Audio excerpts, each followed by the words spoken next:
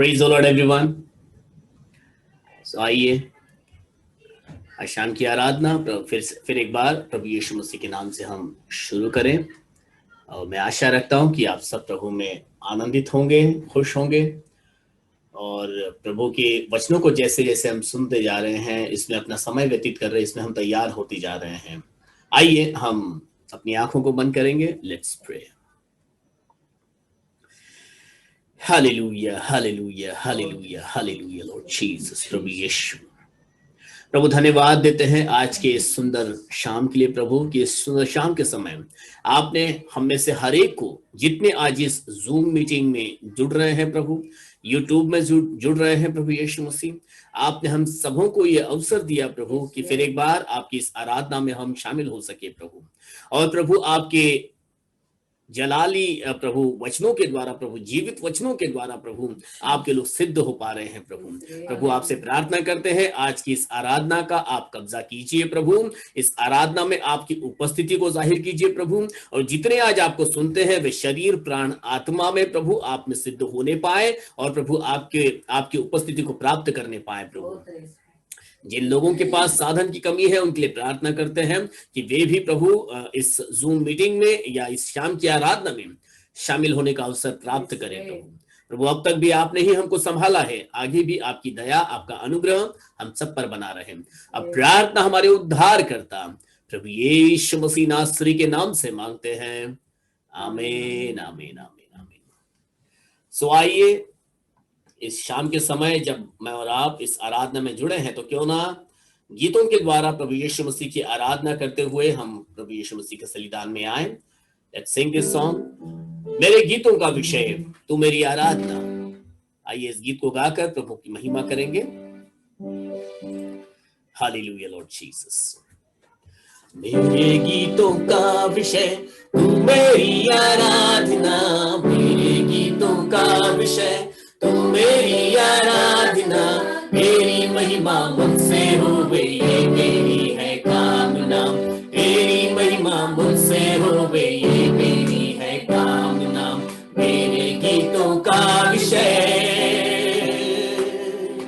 तुझको मैंने मेरे प्रभु जी जब से पाया है, तेरे अनोखे प्रेम के आगे शीश झुकाया है, तेरी महिमा गाने को जो सांस उठाया है, गीत नया जीवन में मेरे तन से आया है, जीवन का हर पल अब तेरा तू ही मुझको थामना, जीवन का हर पल अब तेरा तू ही मुझको थामना, तेरी महिमा मुझसे होवे ये मेरी है कामना, तेरी महिमा मुझसे होवे ये मेरी है कामना, मेरे गीतों का विषय तेरा वचन जो राह में मेरी गीत सजलता है, मेरे जीवन का हर पहलू उसमें ढलता है, तेरे वचन के द्वारा मुझको साहस मिलता है, वो तो कभी ना भटकेगा जो उस पर चलता है, तेरे वचन को थामे रहूं ओ मेरी ये साधना, तेरे वचन को थामे रहूं ओ मेरी ये साधना, तेरी महिमा मुझसे होवे ये मेरी है कामना, तेरी महिमा मुझसे होवे ये मेरी है कामना, मेरे गीतों का विषय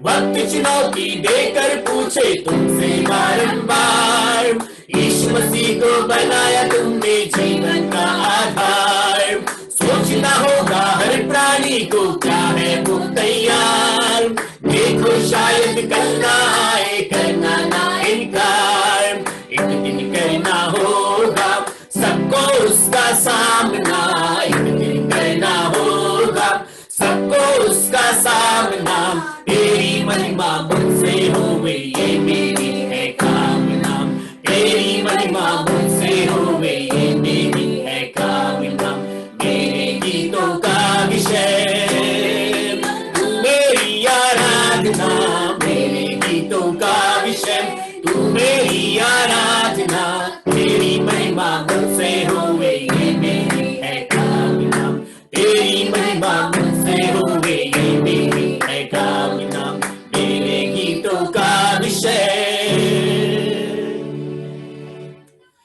तेरा वचन जो राह में मेरी दीप सा जलता है, और उसके कारण मेरे जीवन का हर एक पहलू उसी में ढलता जाता है।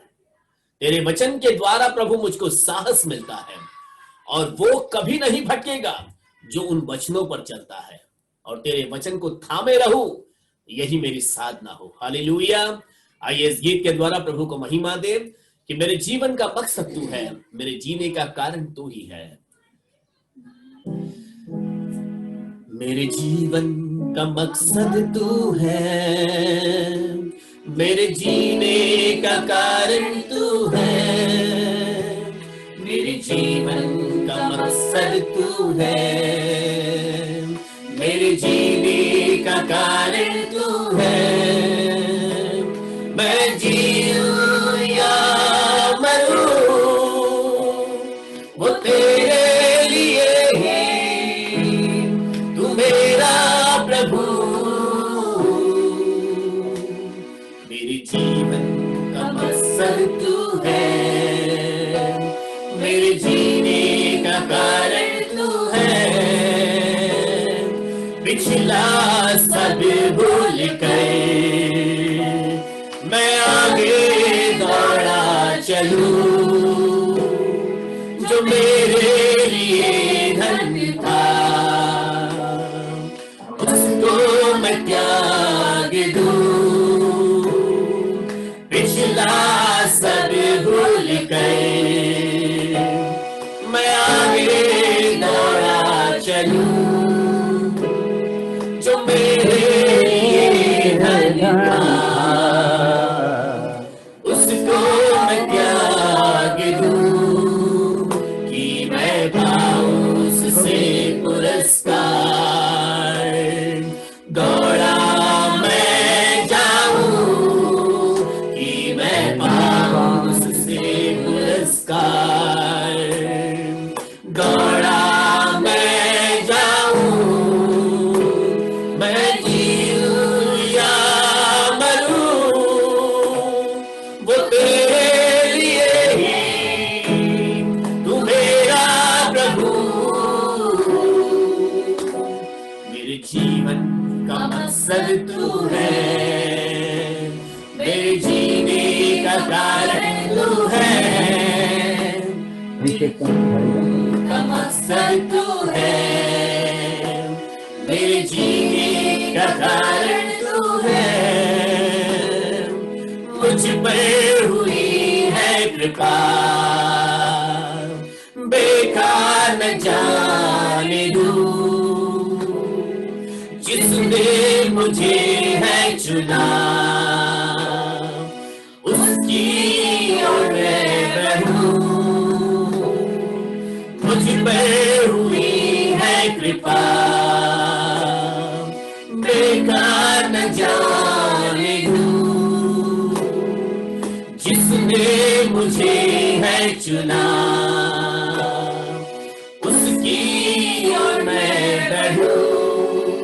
देखूं तेरी सलीब पर खींचा मैं जाऊं, देखूं तेरी सलीब पर खींचा मैं जाऊं। मैं जीऊं या मरूं, वो तेरे लिए ही, तू मेरा प्रभु। मेरे जीवन का मकसद तू है, मेरे जीने का कारण तू है।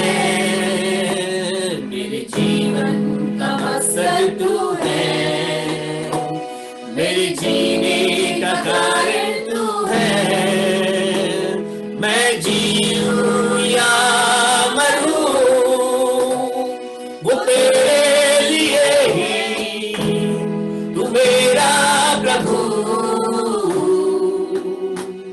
मेरे जीवन का मकसद तू है,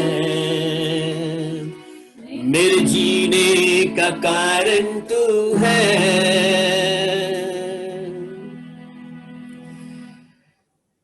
कि पिछला सब भूल कर मैं आगे की ओर दौड़ता चलूं, और जो कुछ भी मेरे लिए धन था उसको त्यागते हुए प्रभु मैं तेरी ओर बढ़ते हुए उस पुरस्कार को पाऊं जो मुझे तुझसे मिलेगा। मुझ पर प्रभु की कृपा हुई है और उसे मैं बेकार न जाने दूंगा। जिसने मुझको चुना है मैं उसकी ओर बढ़ता जाऊंगा।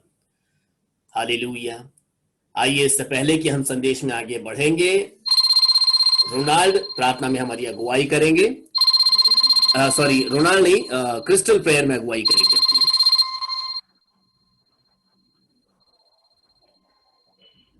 Hallelujah lord Jesus.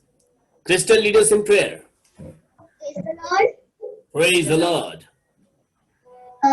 अब तक हालेलुया हालेलुया प्रेज यीशु आपने अब तक बचाए रखा, इसके लिए धन्यवाद यीशु। हर एक संकट से, हर एक शैतान के अटैक से, हर एक बीमारी से बचाए रखा, इसके लिए धन्यवाद यीशु। प्रेयर मीटिंग में यीशु जो भी लोग हमारे साथ जुड़े हैं यीशु, हमारे साथ रहना इस प्रेयर मीटिंग में। और जो भी मामा को प्रॉब्लम होता है यीशु, नेट वाला जो भी प्रॉब्लम होता है प्रॉब्लम को दूर करो यीशु। यीशु हमारे और मामी का भी संडे स्कूल होता है यीशु, अब उस संडे स्कूल में भी कुछ प्रॉब्लम ना होने दो यीशु। यीशु आप हमारे साथ रहो यीशु, हर एक दिन में आप हमारे साथ रहो यीशु। आमेन। हालेलुया। आमेन। हालेलुया।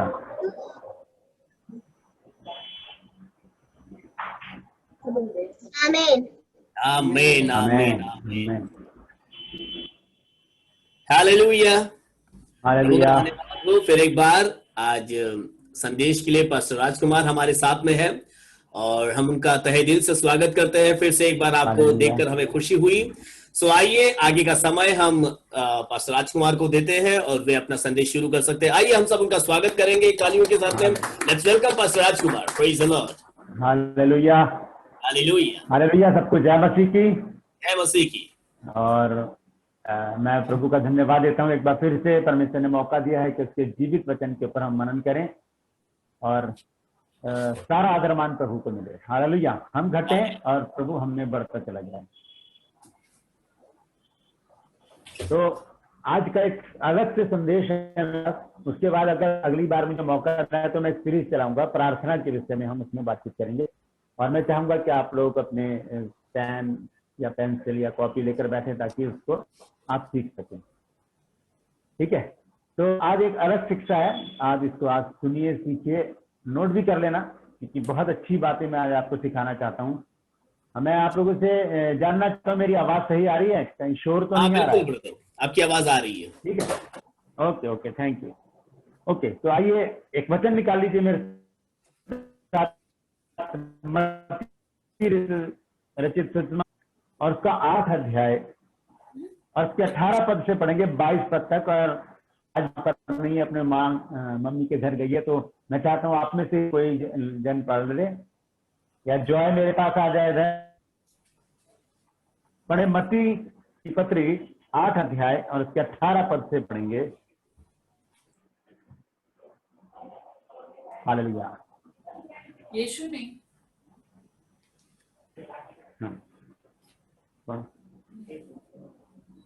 यीशु ने जब अपने चारों ओर एक बड़ी भीड़ देखी तो झील के उस पार जाने की आज्ञा दी। तब एक शास्त्री ने पास आकर उससे कहा, हे गुरु, जहां कहीं तू जाएगा मैं तेरे पीछे हो लूंगा। यीशु ने उससे कहा,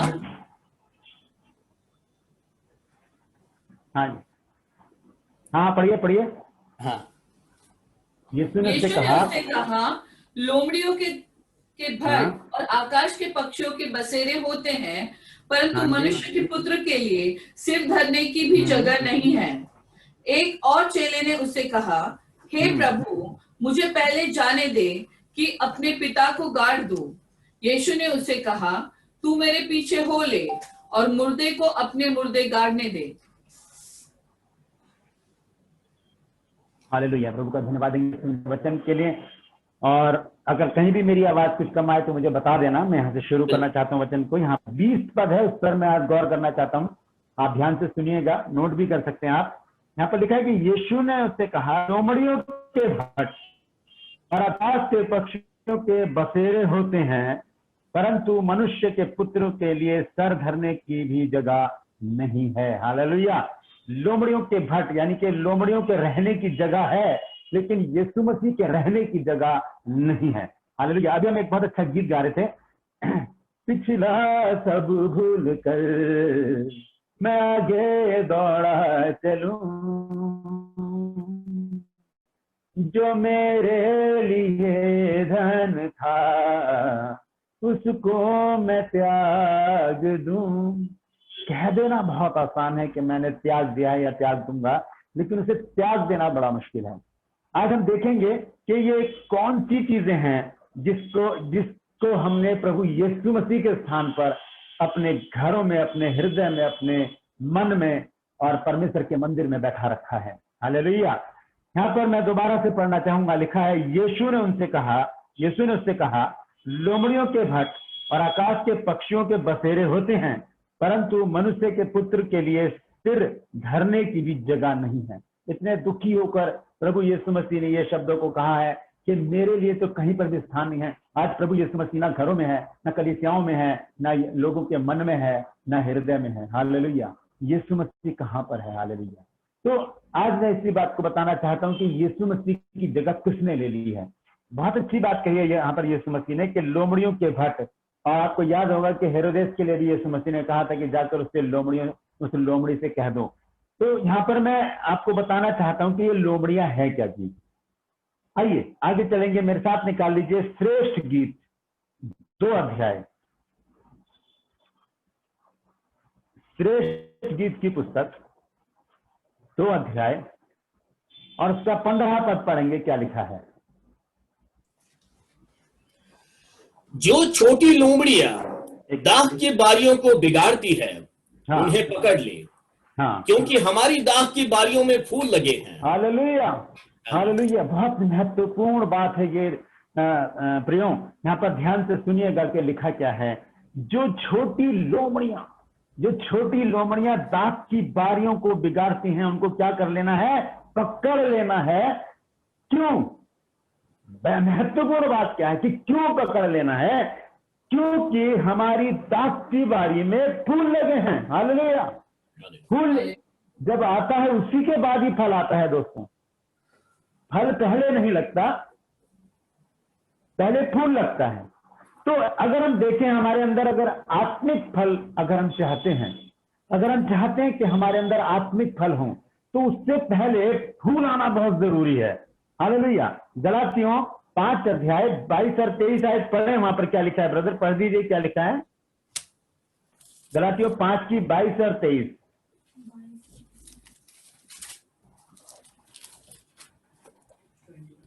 हालेलुया। आत्मा का फल प्रेम, आनंद, शांति। आत्मा का फल क्या है? प्रेम। हालेलुया। आज हमारे अंदर प्रेम है। अब हम पढ़ सकते हैं मत्ती 24 की 12 पद में लिखा है कि अधर्म के बढ़ जाने से बहुतों का प्रेम ठंडा पड़ जाए। हालेलुया। और यहाँ पर एक आत्मिक फल है जिसका नाम दिया है, पवित्र आत्मा ने जो फल हमको दिया है वो है प्रेम। हालेलुया। प्रेम और आनंद, शांति। हाँ पढ़िए भैया, क्या लिखा है? धीरज, कृपा, भलाई, विश्वास, नम्रता और संयम। ये 9 प्रकार के ये गुण हैं। एक ही फल है जिसका नाम है प्रेम। बाकी जो 8 है उसके गुण हैं। और सिर्फ 8 फल से ही काम नहीं चलेगा। मैं किसी और दिन इस विषय पर आपसे बातचीत करूंगा फलों के बारे में, लेकिन आज मैं आपको लोमड़ियों के बारे में बताना चाहता हूं। हालेलुया। तो श्रेष्ठ गीत में हमने पढ़ा है कि जो छोटी लोमड़ियां दाख की बारी को बिगाड़ती हैं, उनको क्या कर लेना है? उनको पकड़ लेना है। क्यों? क्योंकि हमारी दाख की बारी में फूल लगे हैं, और ये फूल जब लगेंगे, अगर ये उजाड़ दिए गए, तो एक भी फल हमारी दाख की बारी में नहीं पा सकते हम।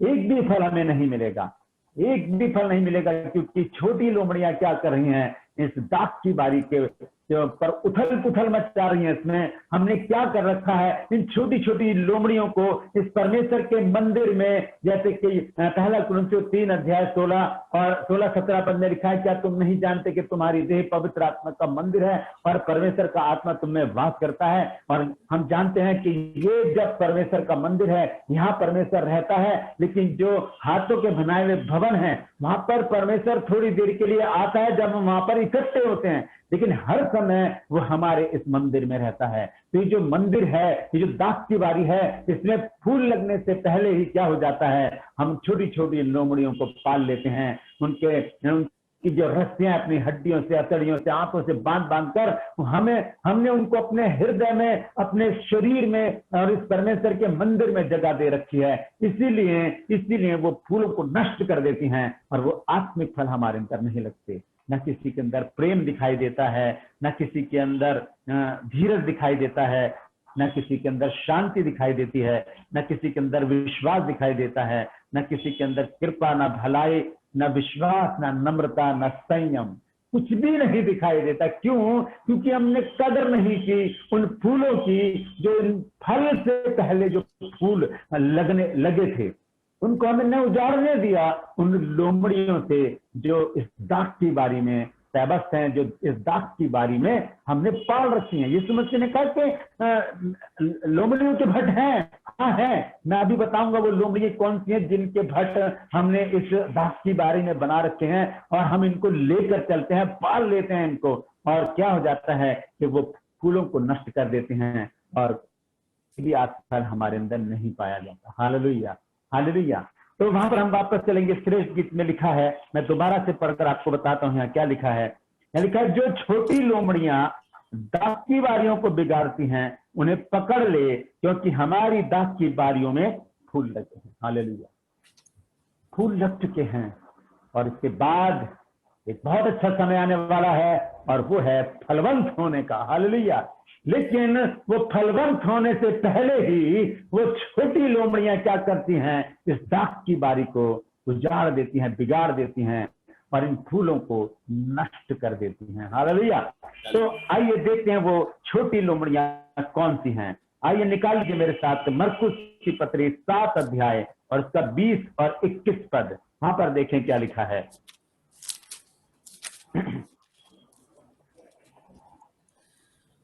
फिर उसने कहा, आप पढ़ दीजिए। हाँ। फिर उसने कहा, जो मनुष्य में से निकलता है वही मनुष्य को अशुद्ध करता है। जो मनुष्य में से निकलता है वही मनुष्यों को अशुद्ध करता है। वही चीज है जो मनुष्य को अशुद्ध करती है। जो हम खाते पीते हैं उससे मनुष्य अशुद्ध नहीं होता, लेकिन जो अंदर से निकलता है वही मनुष्य को अशुद्ध करता है। देखिए वो क्या चीजें हैं, ये छोटी लोमड़ियां जो अंदर हमने बैठा रखी हैं, वो लोमड़ियां कौन सी हैं। आइए देखें, पढ़े भैया क्या लिखा आगे। क्योंकि भीतर से अर्थात मनुष्य के मन से बुरे बुरे विचार, देखिए ये छोटी सी लोमड़ी है। ये छोटी सी लोमड़ी जब बुरे विचार हमारे हृदय में आएंगे, जब बुरे विचार हमारे हृदय में आएंगे, तो हो ही नहीं सकता कि कोई आत्मिक फल हमारे अंदर लग जाए। हालेलुया। वो जो 9 फल लोग कहते हैं, वो एक भी फल अगर इसमें लग जाए तो मैं सही बताता हूं वो लग ही नहीं सकते, क्योंकि हमने बुरे बुरे विचारों से इस बारी को भर रखा है। ये छोटी सी लोमड़ी है, लेकिन ये फूलों को नष्ट कर रही है ताकि इसमें आत्मिक फल ना लगे। हालेलुया। बुरे बुरे विचार और व्यभिचार। हालेलुया। व्यभिचार, ऐसे गंदे विचार के यीशु मसीह ने, तो अगर हम पढ़ें निर्गमन 20 अध्याय में, तो वहां पर 10 आज्ञाओं में एक आज्ञा है कि तू व्यभिचार ना करना। लेकिन मत्ती 5 अध्याय में आकर यीशु मसीह ने उस व्यवस्था को पलट दिया, उसको बदल दिया। यीशु मसीह ने कहा कि तुम सुन चुके हो कि कहा गया था कि व्यभिचार करना, लेकिन मैं तुमसे कहता हूं कि किसी के ऊपर कुदृष्टि ना डालना, क्योंकि जब तू उसके मन में, अपने मन में उसके विषय में सोच लिया तो समझ ले तूने उसके साथ व्यभिचार कर लिया। हालेलुया। ये व्यभिचार का जो छोटी लोमड़ी है, ये हमारी दाख की बारी को नष्ट कर रही है। दोस्तों, ये बहुत ही केयरफुल, बहुत ही सावधानी से होने की जरूरत है। हम प्रभु यीशु मसीह के लोग हैं, हम पवित्र संगति में आ चुके हैं, हम पवित्र लोगों के संगी हैं। इफिसियों 2:19 में लिखा है कि हम पवित्र लोगों के संगी, परमेश्वर के घराने के और स्वदेशी लोग हैं। तो क्या हम व्यभिचार की लोमड़ी को अपने शरीर में इस दाग की बारी में बांध कर रखें कि वो हमारे साथ युगों युगों, सालों, दिनों, महीनों चलती चली जाए और यहाँ पर एक भी फूल ना लगे और एक भी फल उसमें ना आए? हालेलुया। बुरी बुरी चिंता, व्यभिचार और चोरी। हालेलुया, चोरी। अब जब मैं क्लास लेता हूं तो मैं बच्चों को जब मैं सिखाता हूं पूछता हूं चोरी क्या है? चोरी, आपने कभी चोरी किया? तो हाँ, मैंने कभी पैसे चुराए थे, बचपन में पैसे चुराए थे, या मैंने मोबाइल चुरा लिया था, मैंने ये कर लिया था, वो कर लिया था। लेकिन देखिए, मैं आपको बता देना चाहता हूं, ध्यान से सुनिएगा, बाइबल सारी आत्मिक बातें कहती है। हो सकता है इसमें आप शारीरिक बातों को, संसारिक बातों को जोड़ लें, लेकिन मैं आत्मिक बातों को जोड़कर चलता हूं। चोरी जो होती है उसे कहते हैं कि दान में चोरी कर लेना। आप घर से चले हैं चर्च में आने के लिए, आपने सोच रखा है कि 100 रुपए आपने दान में डालने हैं, लेकिन रास्ते में आपको प्यास लग जाती है तो आप उसी 100 रुपए में से पानी खरीद लेते हैं, 20 रुपए की बोतल, 80 रुपए बचे। फिर बच्चा अगर आपके साथ में उसने कुरकुरे या किसी चीज की मांग कर ली तो उसी में से आप 10 रुपए और खर्च कर देते हैं। तब उसी में से क्या हो जाता है? 70 रुपए रह जाते हैं। और चर्च आते आते कितने बच्चे हैं? 50 या 60 आप वही चंदे में डाल देते हैं। वो चोरी है। हालेलुया। और हम चोरी करते हैं दशमांश में से। अगर 10,000 रुपए हमारी तनख्वाह है तो 1,000 रुपए परमेश्वर के हैं, वो पहले हैं।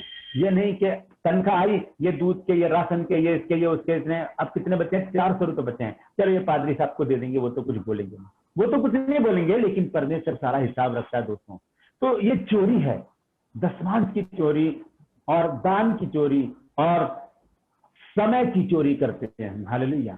परमेश्वर का जो समय है, हम वो समय परमेश्वर को नहीं देते। परमेश्वर के अगर वचन के अनुसार हम चले, मलाकी 3 उसके 10 पद में लिखा है कि सारे दशमांश भंडार में लेकर आओ ताकि मेरे भवन में भोजन वस्तु रहे। सारे दशमांश का मतलब है हमारे उम्र का 10वां हिस्सा, हमारी कमाई का 10वां हिस्सा और हमारे समय का 10वां हिस्सा परमेश्वर को देना अनिवार्य है। वो 10वां हिस्सा कितना है? 1 घंटे में 60 मिनट होते हैं। अगर 60 मिनट का 10वां हिस्सा निकालें तो 6 मिनट बनते हैं, और उसको 24 से अगर हम गुना करें तो बनेंगे 2 घंटे 244 मिनट, और उसके अगर हम घंटे बनाएं तो 2 घंटे 24 मिनट। 2 घंटे 24 मिनट परमेश्वर के हैं। हम कितना समय परमेश्वर को देते हैं? या सिर्फ संगति में बैठते हैं तभी हम देते हैं, या हम अपने घर में भी, रास्ते में भी, चलते फिरते परमेश्वर से बातचीत करते हैं या नहीं? 2 घंटे 24 मिनट अगर परमेश्वर के हैं तो वो परमेश्वर के हैं। हालेलुया। एक बार फरीसियों ने यीशु मसीह से पूछा, क्या हमें कैसर को कर देना उचित है? तब यीशु मसीह ने कहा कि सिक्का मेरे पास लाओ। जब सिक्का यीशु मसीह के पास लाया गया तो यीशु मसीह ने कहा, ये चित्र किसका बना है? लोगों ने कहा ये तो कैसर का है। तो यीशु मसीह ने कहा, जो कैसर का है वो कैसर को, और जो परमेश्वर का है वो परमेश्वर को दो। हालेलुया। हम क्या करते हैं? परमेश्वर का भी कैसर को ही दे देते हैं। हालेलुया। 2 घंटे 24 मिनट परमेश्वर के हैं, उसमें से भी हम संसार में उन समय को लगा देते हैं। इस तरह से हम चोरी करते हैं। ये चोरी की छोटी सी लोमड़ी को हमने अपने हृदय में, अपने शरीर में, उस मंदिर में रख रखा है जिसे परमेश्वर पवित्र चाहता है। हालेलुया। उसके बाद आती है हत्या। हालेलुया। अब ये बात भी बहुत बार मैं जब पूछता हूँ स्टूडेंट से, तब मैं पूछता हूँ जिन्होंने हत्या कर रखी है वो हाथ खड़े करें। तो जब वो हाथ खड़े करने सकपकाते हैं हाथ खड़ा करने के लिए, मैं कहता हूं जब मैं बता दूंगा तो आप सब लोग हाथ खड़े करेंगे। मैं पूछता हूं आप लोग ने हत्या की है? कभी कहते हैं हाँ हमने मच्छर को मारा है, इसको मारा, इसको मारा है। लेकिन यहाँ पर ये मच्छर अक्षर की बात नहीं है, यहाँ पर एक आत्मिक बात है दोस्तों। हम देखेंगे, निकाल लीजिए यशायाह 1 अध्याय और उसके हालेलुया 15 पद से पढ़ें क्या लिखा है। यशायाह 1 अध्याय का 15 पद। हालेलुया। जब तुम मेरी ओर हाथ फैलाओ मैं तुमसे मुख फेर लूंगा। हाथ फैलाओ तब मैं तुमसे मुख फेर लूंगा। तुम कितनी भी प्रार्थना क्यों ना करो, तो भी मैं तुम्हारी नहीं सुनूंगा। तुम कितनी ही प्रार्थना क्यों ना करो तो भी मैं तुम्हारी नहीं सुनूंगा, क्योंकि तुम्हारे हाथ खून से भरे हैं। हमारे हाथ खून से रंगे हुए हैं, हम हत्यारे हैं। कैसे? आइए पढ़ें, आगे क्या लिखा है भैया, 16 पद पढ़ें। अपने को धोकर पवित्र करो मेरी आंखों के सामने से अपने बुरे कामों को दूर करो, भविष्य में बुराई करना छोड़ दो। भविष्य में बुराई करना छोड़ दो। तो मैं आपको बताना चाहता हूं, यहाँ पर हत्या का मतलब है जो हम पीठ पीछे किसी की बुराई करते हैं, किसी की चुगली करते हैं, हम उसके विश्वास को उस समय घात कर रहे होते हैं, हम उस समय हत्यारे हो जाते हैं। हालेलुया। इसलिए लिखा है ये अंदर से निकलती है। क्या कभी हत्या अंदर से निकली है? यीशु मसीह कहते हैं हत्या अंदर से निकलती है और वो मनुष्य को अशुद्ध कर देती है, यानी कि बुराई। जो हम पीठ पीछे चुगली करते हैं, बुराइयां करते हैं, वो क्या करती है? हमें अशुद्ध कर देती है। ये छोटी सी लोमड़ी है। हम क्या करते हैं? बुराई करने को अग्रसर रहते हैं, लेकिन हमें वचन बताता है, ध्यान से सुनिए, भजन संहिता 15 अध्याय में क्या लिखा है। हालेलुया। 3 पद में लिखा है, जो अपनी जीभ से निंदा नहीं करता और ना अपने मित्र की बुराई करता और ना अपने पड़ोसी की निंदा सुनता है।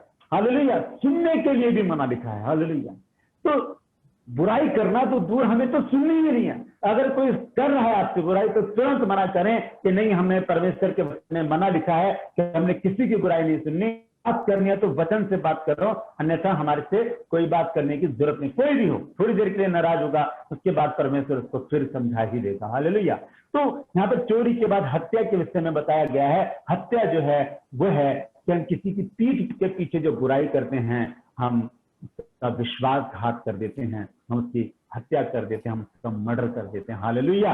और जब मैं ये स्टूडेंट को ये बात बताता हूं, फिर मैं पूछता हूं कि जिन्होंने हत्या कर रखे अपने हाथ खड़े करें, तो सब के सब अपने हाथ खड़े कर देते हैं, क्योंकि सब ने कभी ना कभी किसी ना किसी की पीठ पीछे बुराई की होती है। हालेलुया। और आगे पढ़ेंगे, मरकुस में दोबारा वापस आएंगे। भैया क्या लिखा हत्या के बाद? पर स्त्री गमन, शादीशुदा होने के बावजूद भी दूसरी स्त्रियों के ऊपर दृष्टि रखना, उनसे संबंध बनाना, उनके साथ हंसी मजाक करना, गंदे मजाक करना, भद्दे मजाक करना, उनके साथ घूमना फिरना, ये क्या है? पर स्त्री गमन है। ये क्या छोटी लोमड़ी है जो दांत की बारी को बिगाड़ती है। हम विश्वास में आ गए हैं तो हमें इन चीजों से परहेज करना होगा, हमें इन चीजों से दूर रहना होगा। और जल्दी से पढ़िए भैया, क्या लिखा है? लोभ, लोभ, लोभ, लालच। लालच को मूर्ति पूजा के बराबर बताया गया। हालेलुया। मैं 2 पद बताऊंगा आपको, आप पढ़ लेना। कुलुस्सियों 3:5 और इफिसियों 5:5 दोनों जगह लिखा है कि लालच जो मूर्ति पूजा के बराबर है। क्योंकि जब हम किसी चीज का लालच करते हैं, मैं सुनील भाई एक सवाल पूछना चाहता हूं, आप पूछिए सबसे कि मूर्ति पूजा किसे कहते हैं? मुझे जल्दी से बताइए। प्रश्न आपको राजकुमार पास्टर ने पूछ लिया, आप सभी ने सुना है। क्या कोई बता सकता है कि आपके हिसाब से मूर्ति पूजा क्या होती है? जिसको हम ज्यादा समय देते हैं उसी को हम बोल सकते हैं मूर्ति पूजा। हाँ, क्या बोल रहे हैं?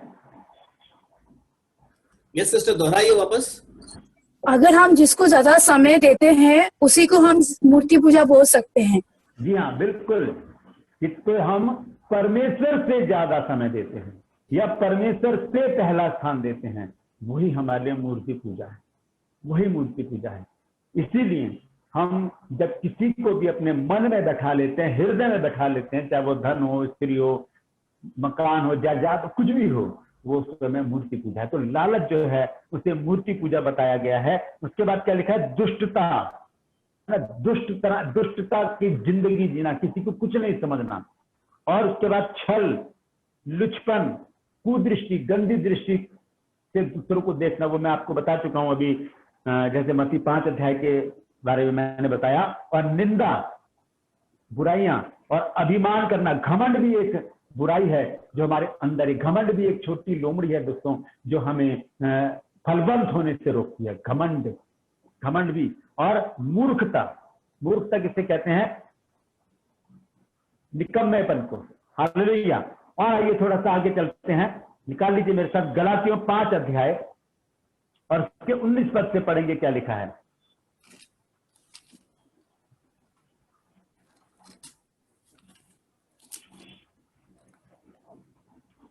शरीर के काम को प्रकट है, हाँ, अर्थात व्यभिचार। व्यभिचार, यहां पर भी देखिए पहला स्थान व्यभिचार को दिया गया। और गंदे काम, गंदे काम करते हैं लोग, गंदे काम। इसके विषय में बताना मैं सही नहीं समझता, क्योंकि आप सभी समझते हैं कि गंदे काम किसे कहते हैं। और लुचपन, लुचपन, मूर्ति पूजा, टोना टोट का जो करते हैं लोग, जादू टोने से क्या करते हैं, दूसरों के घरों में प्रवेश करके उनको तहस नहस करना चाहते हैं, उनको उनकी जिंदगी को हराम कर देना चाहते हैं। ऐसे लोग, उनके विषय में यहाँ पर लिखा है, टोना करने वाले, बैर रखने वाले और झगड़ा ये भी छोटी लोमड़ी है। झगड़ा, छोटी छोटी बातों पर झगड़े हो जाते हैं। अगर गिलास यहाँ पर रखा है और नहीं उठाकर रखा गया तो उस पर भी झगड़ा हो जाता है। किसी से कंधा टकरा गया, उस पर भी झगड़ा हो जाता है। किसी ने तू करके बोल दिया, उस पर भी झगड़ा हो जाता है। ये छोटी सी लोमड़ी है, ये छोटी सी लोमड़ी है, इसको निकालना पड़ेगा, तभी हम फलवंत होंगे, तभी हम आत्मिक फलों से लदेंगे। मैं जब ब्रदर भी जानते हैं, सुनील भाई भी जानते हैं कि जब मैं स्टूडेंट को सिखाता हूं तो मैं उनको 3 बातें सिखाता हूं कि अपनी जिंदगी में इन 3 बातों को आप अपने लिख लीजिए। इन बातों को अगर ये बातें आपने अपने जीवन में अपना ली तो कभी आपका किसी से झगड़ा नहीं होगा। तो तीनों बातें हैं, गॉड ब्लेस यू, सॉरी और कोई बात नहीं। ये तीनों बातें, गॉड ब्लेस यू, सॉरी और कोई बात नहीं, ये तीनों बातें अगर हम अपना लें तो हमारा जीवन में किसी से कभी कोई झगड़ा नहीं होगा। क्योंकि ये तीनों बातें हमें क्या बनाती है, नम्र बनाती है, दीन बनाती हैं, छोटा बनाती है हमको। क्योंकि यीशु मसीह ने कहा कि जो अपने को छोटा बनाएगा वही बड़ा किया जाएगा। हालेलुया। और आगे लिखा है ईर्ष्या, क्रोध। देखिए क्रोध भी है इसमें। क्रोध, अगर देखिए सबोपदेशक में लिखा है 7 अध्याय के 5 पद में कि क्रोध के विषय में भी मैं पूछता हूँ स्टूडेंट से कि जो क्रोध करते हैं अपने हाथ खड़े करें, तो वो अपने हाथ खड़े करते हैं। मैं एक वचन पढ़ के बताऊंगा, आप उसे पढ़ लीजिए, उसके बाद आप सोचना है कि आप क्या कर रहे थे अभी तक। तो सबोपदेशक में मैं बताता हूँ यहाँ पर क्या लिखा है। सबोपदेशक 7 अध्याय, हालेलुया, और उसके 5 पद में लिखा है, 9 पद में लिखा है, अपने मन में उतावली से क्रोधित ना हो, क्योंकि क्रोध मूर्खों ही के हृदय में रहता है। हालेलुया। तो क्रोध अगर हमारे अंदर है तो वो मूर्खता है हमारी, हम मूर्ख हैं अगर क्रोध को हमने, इस क्रोध रूपी लोमड़ी को अगर हमने इस दास की बारी में बैठा रखा है। हालेलुया। और क्रोध भी 2 प्रकार का होता है, एक होता है स्वार्थी, एक होता है निस्वार्थ। स्वार्थी क्रोध वो होता है कि किसी से कंधा टकरा गया, किसी ने तू कह दिया तो हम भिड़ गए उससे और उससे लड़ाई झगड़ा करने लगे। और ये पता नहीं कि वो हमसे भी पावरफुल है, उसने एक हमारी जड़ दिया तो हम रोते हुए घर वापस आ गए। लेकिन दूसरा जो क्रोध है वो है निस्वार्थ क्रोध। अगर हमें कोई अपना कोई यंग है, वो सिगरेट पीता हुआ दिख गया या किसी मवाली बच्चों के साथ दिख गया, हमें क्रोध आएगा, हम उसे एक थप्पड़ रखेंगे कि तू यहाँ पर क्या कर रहा है, तू क्यों सिगरेट पी रहा है, क्यों गुटखा खा रहा है। ये क्रोध जायज है, ये जायज है, इसको हम कर सकते हैं। यीशु मसीह ने भी कहा, जब वो मंदिर में गए तो गुस्से में आकर वहां पर जो कबूतर बेच रहे थे उनको हटा दिया, पीढ़ियों को हटा दिया, उनको कहा कि लिखा है कि मेरा जो भवन है वो प्रार्थना का भवन कहलाएगा। हालेलुया। तो क्रोध भी क्या है, एक छोटी सी लोमड़ी है जो जिसको हमने अपने इस ताक की बारी में बांध कर रखा हुआ है। उसके बाद क्या है, विरोध। एक दूसरे का कुछ भी हो वह विरोध करना है, चाहे वो कितना भी सही हो सामने वाला, उसका विरोध करना है। और फूट डाल देना, विधर्म, डहा, मतवालापन किसे कहते हैं, नशा करना, किसी भी प्रकार का नशा, शराब, बीड़ी, सिगरेट, तंबाकू, गुटखा, ये किसी भी प्रकार का नशा क्या है, ये छोटी लोमड़ी है जिसे हमने अपने अंदर बांध रखा है। और लिखा है इनके ऐसे और काम हैं, इनके विषय में मैं तुमको पहले से कह देता हूं, जैसे पहले कह भी चुका हूं, ऐसे काम करने वाले परमेश्वर के राज्य के वारिस नहीं होंगे। तो बहुत सारी बातें हैं, अगर इनको हम जोड़ने बैठे, मैंने एक बार लिखा था, मैंने जब मैं स्टूडेंट को जब मैं सिखाता हूं तो 76 से भी ज्यादा छोटी लोमड़ियां हैं बाइबल में, 66+ आप नोट कर सकते हैं। क्योंकि अगर इसको मैं पढ़ाने या सिखाने बैठूंगा तो समय बहुत लग जाएगा, क्योंकि समय पहले भी हो चुका है। मैं इसको 1-2 वचन बताकर मैं समाप्त करना चाहूंगा। ये छोटी लोमड़ियां जो हैं, हम इनको निकालें। हम वापस वहां पर अगर हम देखें कृष्ण 2 अध्याय और उसके 15 पद में क्या लिखा है, वहां लिखा है कि जो छोटी लोमड़ियां दास की बारी को बिगाड़ती हैं उन्हें पकड़ ले, क्योंकि हमारी दास की बारी में फूल लगे हैं। तो ध्यान रखिए इस बात का कि छोटी छोटी लोमड़ियां हैं। मैं समझता हूं अगर हम पढ़ने बैठे तो एक ना एक लोमड़ी हमारे अंदर जरूर निकलेगी, तो उसको निकालने का प्रयास करें। लिखा है कि उनको पकड़ ले, हालेलुया, पकड़ने के लिए लिखा है। तो अगर हम पकड़ लें तो उनका करें क्या, हालेलुया। आइए एक वचन पढ़ेंगे, लूका की पत्री निकाल लीजिए, और उसका 11 अध्याय और 41 पद पढ़ेंगे। 41 लूका की पत्री 11 अध्याय का 41 पद पढ़ें, क्या लिखा है। परंतु हाँ, भीतर वाली वस्तुओं को दान कर दो, तो देखो सब कुछ तुम्हारे लिए शुद्ध हो जाएगा। हालेलुया। भीतर वाली वस्तुएं, ये छोटी छोटी लोमड़ियां जिन्हें हमने पाल रखा है, हालेलुया, है ना। हम जैसे इंडिया में रहते तो इंडिया में कहते हैं कि ये जो कश्मीर जो है वो भारत का अभिन्न अंग है। इसी तरह से हमने भी क्या कर रखा है, इन बातों को अपना अभिन्न अंग बना रखा है। कैसे, आइए जल्दी से देखेंगे, उसके बाद मैं समाप्त करूंगा। कुलुस्सियों की पत्री निकाल लीजिए, 3 अध्याय 5 पद से पढ़े, क्या लिखा है। इसलिए अपने उन अंगों को मार डालो जो पृथ्वी पर है। हाँ, लिखा उसने, अपने उन अंगों को मार डालो जो पृथ्वी पर। हम देखिए अंग क्या लिखे हैं वहां पर, ये नहीं लिखा हाथ पैर नाक कान मुंह। देखिए अंग क्या लिखे हैं। हाँ, अर्थात व्यभिचार, व्यभिचार ये अंग है क्या। इसका मतलब इसको हमने अपनी जिंदगी का एक अभिन्न अंग बना लिया। जैसे हम कश्मीर को कहते हैं कश्मीर इंडिया का अभिन्न अंग है, इसी तरह से हम कहते हैं व्यभिचार मेरा अभिन्न अंग है, मैं इसे नहीं छोड़ सकता। मत छोड़ो, फिर आत्मिक फल नहीं पाओगे आप। हालेलुया। तो लिखा है, पढ़िए क्या लिखा है भैया। अर्थात व्यभिचार, हाँ अशुद्धता, हाँ पढ़ते रहिए। दुष्कामना, हाँ बुरी जी। लालसा और हाँ। लोभ हाँ। जो मूर्ति पूजा के बराबर है, इन्हीं के कारण परमेश्वर का प्रकोप आज्ञा न मानने वालों पर पड़ता है। हाँ, और पढ़ते रहिए। तुम भी जब इन बुराइयों में जीवन बिताते थे तो हाँ, इन्हीं चलते थे। इसी के अनुसार चलते थे। ये लोमड़ी हमने पाल तो रखे हैं, लेकिन इन लोमड़ियों को हमने पूरा अधिकार दे दिया कि ये हम पे अधिकार जताने, और इन्होंने क्या कर लिया, हमें अधिकार न जाकर हम पर अधिकार रखकर हमें क्या करते हैं, वो जैसे मदारी होता है ना, अपने डुगडुगी पे बंदरिया को नचाता है, वैसे ये छोटी लोमड़ियां हमें अपनी डुगडुगी पे नचाती हैं, और जैसा ये कहती हैं हम वैसा ही करते रहते हैं। हम वो नहीं करते जो परमेश्वर हमसे कहता है। हालेलुया। आगे पढ़े भैया, 8 पद में क्या लिखा है।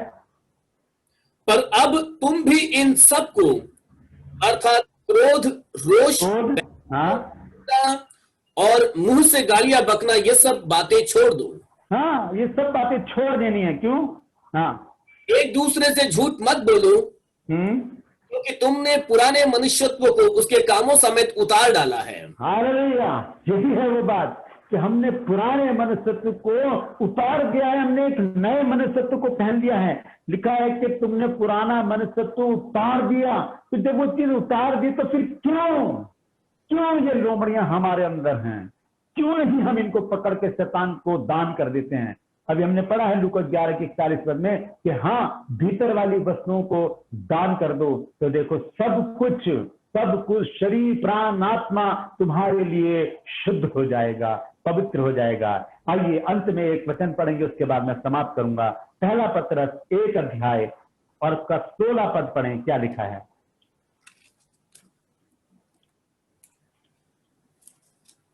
क्योंकि लिखा है, पवित्र बनो क्योंकि मैं पवित्र हूं। हालेलुया। लिखा है, क्योंकि लिखा है पवित्र बनो क्योंकि मैं पवित्र हूं। तो दोस्तों, ये लोमड़ियां हमें पवित्र नहीं रहने देंगी, हमें इनको निकालना पड़ेगा अपने इस मंदिर में से, हमें निकालना पड़ेगा, अपने फूलों को बचाना पड़ेगा, जिसके बाद वो आत्मिक फल हमारे अंदर लगने हैं। वो आत्मिक फल क्यों नहीं लगते, क्योंकि हमने लोमड़ियों को पाल रखा है, पर ये लोमड़ियां उन फूलों को नष्ट कर देती हैं और इसके बाद वो फूल लगते ही नहीं। हम इन लोमड़ियों को अपने अंदर से निकालें ताकि फूल भी लगे, फल भी लगे, हम फलवंत हों और 30, 60 और 100 गुना फलवंत होते चले जाएं। हालेलुया। परमेश्वर इन वचनों के द्वारा हम सबको आशीषित करें। आमीन। हालेलुया। सो प्रभु का धन्यवाद हो कि एक खूब विषय मैं और आप सभी यहाँ पर पास्टर राजकुमार से सुन रहे थे, और मेरा विश्वास है कि आपने भी अपने जीवन के उन लोमड़ियों को देख लिया होगा, समझ लिया होगा। हम में से बहुतेरों के जीवन में ये लोमड़ियां घूम रही होती है, हमने उनको पाल कर रखा होता है, लेकिन हमें पता ही नहीं चलता कि ये लोमड़ियां हमारा आत्मिक नुकसान कितना कर रही होती है। एक बड़ी लिस्ट को हमने पास्टर राजकुमार से सुनकर लिया है, और आपने इसका ब्यौरा ले लिया, मैं कहूंगा इसको दर्ज कर लिया है अपने नोट पैड पर। और मैंने पास्टर राजकुमार से बात की है कि आने वाले दिनों में यदि संभव हुआ तो वे एक अच्छा स्टडी जो है हमारे साथ में साझा करेंगे। तो भविष्य के लिए हम इस बात के लिए प्रार्थना में रखेंगे कि प्रभु इस अच्छे अवसर का हम सबों को लाभ लेने को मिले। सो आइए, मैं ज्यादा आगे निकल गया है, मैं चाहूंगा पास्टर राजकुमार जी ही प्रार्थना के साथ आज के इस सभा को समाप्त करेंगे। और पास्टर आप प्रार्थना कीजिए और फिर हम आज के इस सभा को समाप्त करेंगे। ठीक, आइए प्रार्थना करेंगे। हालेलुया प्रभु, जीवित और महान दयालु पिता परमेश्वर, हम तेरा धन्यवाद, तेरा शुक्र, तेरी तारीफ, तेरी बड़ाई करते हैं प्रभु, क्योंकि किसी योग्य को धन्यवाद देता हूँ प्रभु जी आज के सुंदर समय के लिए, सुंदर संगति के लिए प्रभु, जिसमें तू उपस्थित था प्रभु, क्योंकि तूने अपने वायदे को पूरा किया प्रभु। मैं विनती करता हूँ प्रभु जी, आज अपने बच्चों के हृदय की गुड़ाई कर प्रभु, ताकि जो वचन का बीज बोया गया है प्रभु जी वो फलवंत हो और वो 30, 40, 100 गुना, हजारों गुना फल लेकर आए प्रभु जी। हमारा इकट्ठा होना, आराधना स्तुति करना, तेरे जीवित वचन पर मनन करना किसी भी रीति से व्यर्थ न जाए।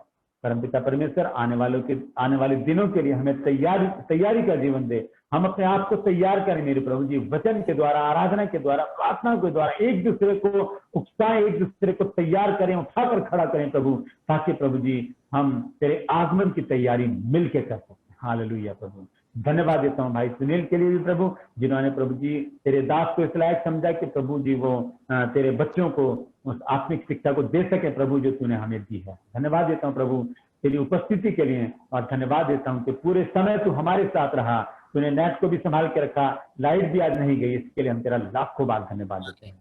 धन्यवाद देता हूँ प्रभु, तूने मेरी प्रार्थना को भी सुन लिया, यीशु मसीह के नाम से मांगता हूँ, आमीन आमीन। आइए अंत्य आशीष को लेकर सभा को समाप्त करेंगे।